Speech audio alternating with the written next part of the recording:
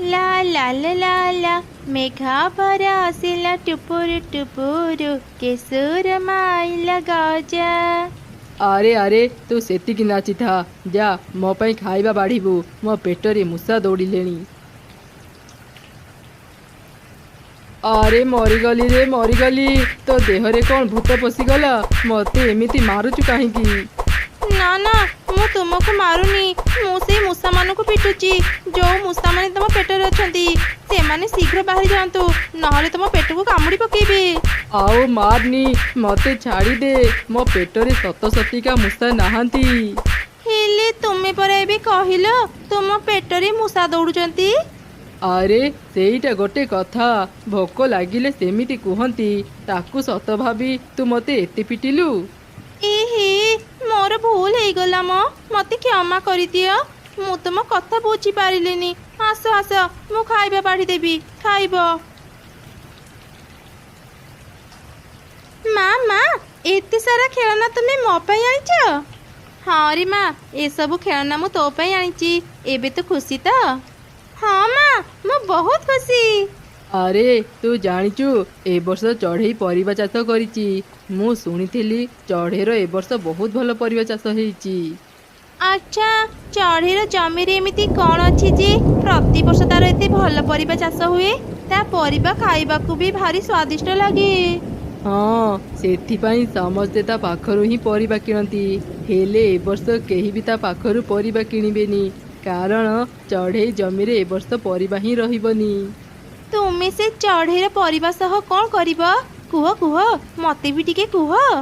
एमिति काऊ ता योजना कथा ता स्त्री को कहिला सेई वर्षारे भिजी भिजी दुई काऊ चढ़ेर सबु परिबा चोरी करी निज घर को नहीं आसिले। अरे आज तो प्रबल वर्षा हेउची ए वर्षारे केही भी परिबा किनिबा पई बाजार को आसीबेनी। आज दिनटा ए परिबा सब आम घरे थाउ काली आमे परिबा धरी बाजार को जिबा। अच्छा अच्छा तुमको जहाँ ठीक लगुच ता कर मते भारी निद लगिलानी मु जाउची सोईबी।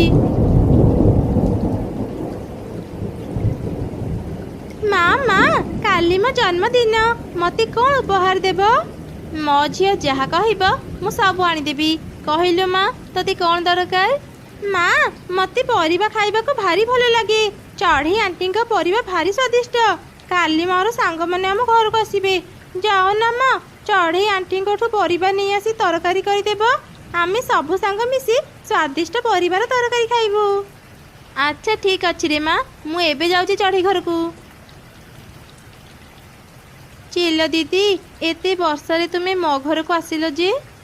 चढ़ी काली मो झीर जन्मदिन से स्वादिष्ट परिबा खाइबा को इच्छा करिची मु शुणिची तो परिबा भारी स्वादिष्ट मु तोठू किछि परिबा किनिबा को आसीची। हाँ हाँ चिलो दीदी आज संध्या सुधा मु परिबा तोली तुम घरे पहुँचाई देबी। तापरे चिलो सेठारु चली गला। माँ चढ़ई शीघ्र तो जमी को गला आउ देखिला तो जमी रे गोटे भी परिबा नाही। ए कौन सर्वनाश हो जाइछि गत काली मो जमी रे अनेक परिबा थिला आज कौन नाही किए मोर सब परिबा चोरी करी नहीं गला। मु चिलो दीदी को कथा देइथिली हेले मु एबे तांको परिबा केमिति देबी। मन दुखरी कांदी कांदी चढ़ी ता घर को फेरी आसिला। सेपटे काऊ मानक घर भितरी वर्षा पानी पड़ुथिला। अरे अरे ए कौन आम घर भितरे तो पानी पड़ुची वर्षा छाड़ीबार ना धरुनी ए वर्ष आमे आम घर मरामती करी नाहांती आम घर भांगी जीवनी तो। हाँ तुम ठीक कहला मते भी लागुची आम घर भांगी जाई पारे। सेमानक कथा सरीची कि नाही तांको घर भांगी पानी रे भासी गला ता सह सबु परिबा भी पानी रे भासी गला। आ मरीगली मते लागुची मो गोड़ भांगी जाइची अरे मते टिके उठिबारे साहाଯ୍ୟ कर। चुप कर आज तो बुद्धि पाई मु भी कष्ट पाउची एते गुडे परिबा आम भंगा घरे रखिबा कौन दरकार थिला परिबार ओजन सही न पारी आम घर भांगी गला आउ तो गोड़ भी भांगी गला। हे भगवान एते कष्ट करी मो चढ़ेर परिबा चोरी करिथिली बिक्री तो करि पारिलिनी ओलटा मो घर भांगी गला एइथिपाई चढ़ई कुहे अन्यर क्षति कले निजर ही क्षति हुए। एमिति किछि समय बीती गला वर्षा छाड़ी गला देखु देखु संध्यारू राति भी गला हेले चढ़ई परिबा नहीं चिल घर को गला नहीं। एमिति देखी तो चिल अनेक रागी गला ସେ ସଙ୍ଗେ ସଙ୍ଗେ ଚଢ଼େଇର ଘରକୁ ଗଲା। ଏଇ ବଦମାସ ଚଢ଼େଇ, ତୁ କଥା ଦେଇ କାହିଁକି କଥା ରଖିଲୁନି? କାଲି ସକାଳ ସୁଦ୍ଧା ମତେ ଯଦି ପରିବା ନ ଆଣିଦେବୁ ମୁଁ ତତେ ମାରିବା ପାଇଁ ଦ୍ୱିତୀୟ ଥର ଭାବିବିନି। ଏମିତି କହି ଚିଲ ସେଠାରୁ ଚାଲିଗଲା। ତା କଥା ଶୁଣି ମା ଚଢ଼େଇ ଭୟରେ କାନ୍ଦିଲା। ତାର ସବୁ କଥା ଗୋଟେ ମିଟୁ ଶୁଣୁଥିଲା। ସେ ଚଢ଼େଇ ପାଖକୁ ଯାଇ ତାଠୁ ସବୁ ଘଟଣା ଶୁଣିଲା। ମୁଁ ଏବେ କିଛି ବୁଝିପାରୁନି ମିଟୁ, ଏତେ ଶୀଘ୍ର ମୁଁ ଏତେ ଗୁଡେ ପରିବା କେମିତି ଯୋଗାଡ଼ କରିବି? ଚଢ଼େଇ ଏବେ ଆଉ କାନ୍ଦି, ମୋ ପାଖରେ ଏକ ଉପାୟ ଅଛି।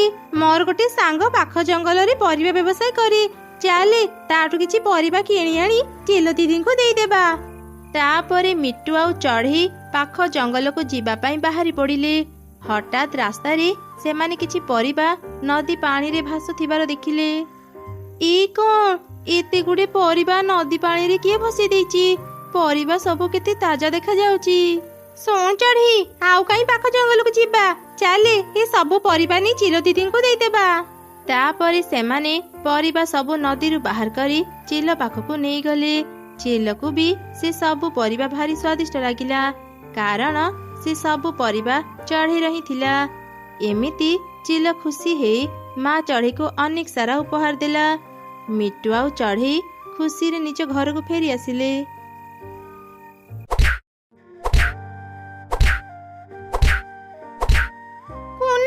ମୁଁ ଆଉ ଖେଳିବିନି, ଆଜି ଶୀଘ୍ର ଘରକୁ ଯିବି। ଆମ ଗଛରେ ନା ଅନେକ ପିଜୁଳି ଫଳିଛି, ଚାଲ କୁନି ମୋ ସାଙ୍ଗରେ, ତୁ ବି ପିଜୁଳି ଖାଇପାରିବୁ। ସତରେ ମିକି, ତମ ଗଛରେ ପିଜୁଳି ଫଳିଛି? ମୁଁ ଆଜି ଯାଇ କେବେ ବି ପିଜୁଳି ଖାଇନି। ଚାଲ ମିକି, ଆଜି ମୁଁ ତୋ ସାଙ୍ଗରେ ପିଜୁଳି ଖାଇବାକୁ ଯିବି। ତାପରେ କୁନି ମିକି ସାଙ୍ଗରେ ତା ଘରକୁ ଗଲା। ସେତେବେଳେ ମିକିର ବାପା ମା ପିଜୁଳି ପାଳୁଥିଲେ।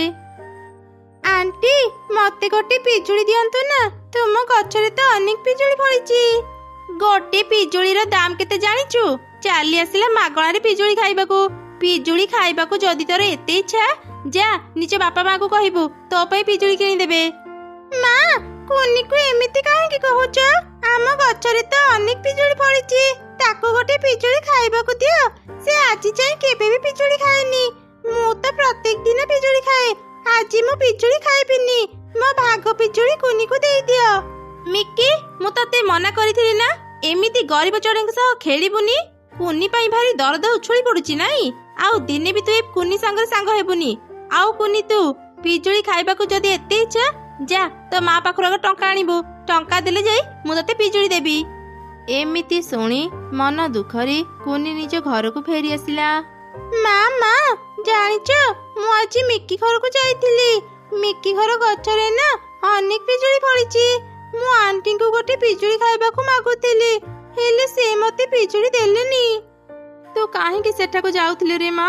ତୁ ତ ଜାଣୁ ଆମେ କେତେ ଗରିବ, ସେ ଧନୀ ଚଢ଼େଇ ମାନେ ଆମକୁ ଘୃଣା କରନ୍ତି। ତୁ ମନ ଦୁଃଖ କରନି ରେ ମା, ଏବେ ସିନା ଆମ ପାଖରେ ଟଙ୍କା ନାହିଁ, ମୁଁ ଖୁବ୍ ଶୀଘ୍ର ଟଙ୍କା ଜମା କରି ତୋ ପାଇଁ ପିଜୁଳି କିଣିଦେବି। ମା, ମୋର ଭୁଲ ହେଇଗଲା, ମୁଁ ଆଉ କେବେ ବି ପିଜୁଳି ଖାଇବାକୁ ଜିଦ୍ କରିବିନି କି ମିକି ଘରକୁ ବି ଯିବିନି।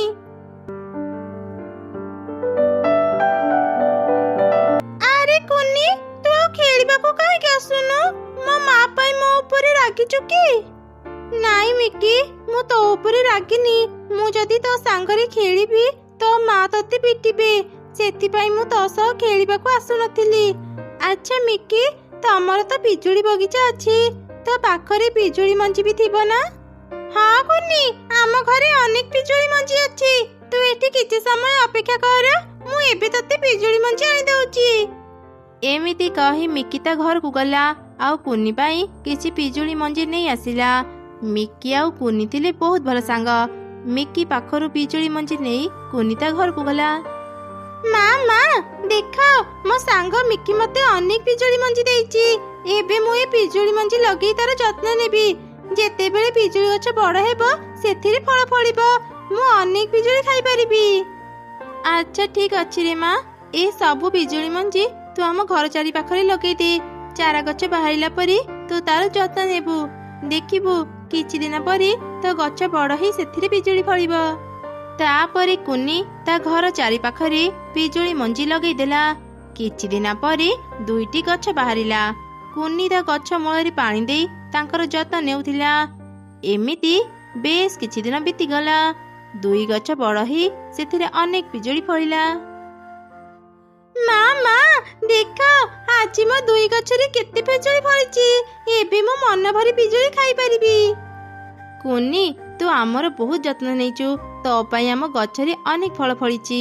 ଏ ସବୁ ପିଜୁଳି ଆଜିଠୁ ତୋର। ତୁ ମନ ଭରି ଏବେ ପିଜୁଳି ଖାଇପାରିବୁ। ଆଉ ହଁ କୁନି, ଏଇ ଦୁଇ ଗଛର ପିଜୁଳି କେବେ ବି ସରିବନି। ମା ଦେଖ, ଆମ ପିଜୁଳି ଗଛ କଥା କହିପାରେ। ଆମ ପିଜୁଳି ଗଛ ଅନେକ ସୁନ୍ଦର ନା? ସେ ମୋ ସହ କଥା ହେଉଛି ଆଉ କହୁଛି ଯେତେ ତୋଳିଲେ ବି ଆମ ପିଜୁଳି କେବେ ସରିବନି। ଆରେ ସତରେ ତ ଆମ ପିଜୁଳି ଗଛ କଥା କହୁଛି। ଇଏ ବହୁତ ଭଲ କଥା। ଏଇ ଗଛର ପିଜୁଳି ଯଦି କେବେ ସରିବନି, ଆମେ କିଛି ପିଜୁଳି ନେଇ ବଜାରରେ ବିକ୍ରି କରିପାରିବା। ପିଜୁଳି ରାଣୀ, ଆମକୁ ଏତେ ଭଲ ଉପହାର ଦେଇଥିବାରୁ ତୁମକୁ ଅନେକ ଅନେକ ଧନ୍ୟବାଦ। ତାପରେ କୁନି କିଛି ପିଜୁଳି ତୋଳି ଖାଇଲା। ତାର ମା କିଛି ପିଜୁଳି ତୋଳି ବଜାରକୁ ବିକ୍ରି କରିବା ପାଇଁ ନେଲା। ପିଜୁଳି ନିଅନ୍ତୁ ପିଜୁଳି, ମିଠା ମିଠା ପାଚିଲା ପିଜୁଳି। ମା ଚଢ଼େଇକୁ ପିଜୁଳି ବିକ୍ରି କରୁଥିବାର କାଉ ଦେଖିଲା। ସେ ତ ଅନେକ ରାଗିଗଲା। ଆରେ, ଏଇ ଗରିବ ଚଢ଼େଇ ପାଖରେ ପିଜୁଳି କିଣିବାକୁ ଟଙ୍କା ନଥିଲା, ତାହେଲେ ସେ ଏତେ ବଡ଼ ବଡ଼ ପାଚିଲା ପିଜୁଳି ପାଇଲା କୋଉଠୁ? ନିଶ୍ଚୟ ମୋ ପିଜୁଳି ଚୋରି କରିଥିବ। ମୁଁ ଶୀଘ୍ର ଘରକୁ ଯାଏ। ମିକି, ଏ ମିକି, ଶୀଘ୍ର ମୋ ପାଖକୁ ଆସେ। କଣ ହେଲା ମା? ମତେ କାହିଁକି ଡାକିଲ? ସତ ସତ କହ ମିକି, ତୁ କୁନିକୁ ଆମ ପିଜୁଳି ଦେଇଛୁ ନା? ଯଦି ମିଛ କହିବୁ ମୁଁ ତତେ ବହୁତ ପିଟିବି। ଭୟରେ ମିକି ତା ମାକୁ ସେ କୁନିକୁ ମଞ୍ଜି ଦେବା କଥା କହିଦେଲା। ସବୁ ଶୁଣି କାଉ ରାଗରେ ଚଢ଼େଇ ଘରକୁ ଗଲା। ଆଚ୍ଛା, ମୋଠୁ ମଞ୍ଜି ନେଇ ଏମାନେ ଏଠି ଗଛ ଲଗେଇଛନ୍ତି। ମୁଁ ଆଜି ଏମାନଙ୍କର ସବୁ ପିଜୁଳି ତୋଳି ନେଇଯିବି। କାଉ ଯେମିତି ପିଜୁଳି ତୋଳିବାକୁ ଗଲା, ହଠାତ୍ ସେ ପିଜୁଳି ଗଛଟି କଥା କହିଲା। ତାଙ୍କ ଶବ୍ଦ ଶୁଣି ମା ଚଢ଼େଇ ଆଉ କୁନି ବାହାରକୁ ଆସିଲେ। କାଉ, ତୁ ବହୁତ ଲୋଭୀ। ତୁ କୁନିର ପିଜୁଳି ଚୋରି କରିବାକୁ ଆସିଛୁ। ଦିନେ ତୁ କୁନିର ବହୁତ ଅପମାନ କରି ତାକୁ ତୁ ପିଜୁଳି ନ ଦେଇ ନିଜ ଘରୁ ବାହାର କରିଦେଇଥିଲୁ। ଆଉ ଆଜି ତୁ ତାର ପିଜୁଳି ଚୋରି କରିବାକୁ ଆସିଛୁ। ମୁଁ ତତେ ୟାର ଶାସ୍ତି ଦେବି। ଏମିତି କହି ପିଜୁଳି ଗଛ କାଉକୁ କରେଣ୍ଟ ସକ୍ ଦେଲା। କାଉ ଯନ୍ତ୍ରଣାରେ ଛଟପଟ ହେଲା। ଭାରି କଷ୍ଟ ହେଉଛି। ମୋର ଭୁଲ ହେଇଗଲା। ମୁଁ ଆଉ କେବେ ବି ଏଠାକୁ ଆସିବିନି। ଦୟାକରି ମତେ ମାରନି, ମତେ ଛାଡ଼ି ଦିଅ। ପିଜୁଳି ରାଣୀ, କାଉ ଆଣ୍ଟିଙ୍କୁ ମାରନି। ସେ ମୋ ସାଙ୍ଗ ମିକିର ମା। ସେ ମରିଗଲେ ମୋ ସାଙ୍ଗ ମିକି ଅନେକ କଷ୍ଟ ପାଇବ। ଦୟାକରି ତାଙ୍କୁ ଛାଡ଼ି ଦିଅ। ଆଜି କେବଳ କୁନି ପାଇଁ ମୁଁ ତତେ ଛାଡ଼ିଦେଲି କାଉ। ଏବେ ଏଠୁ ଚାଲିଯା, ଆଉ ଦିନେ ଏଠାକୁ ଆସିବୁନି। ହଁ ହଁ,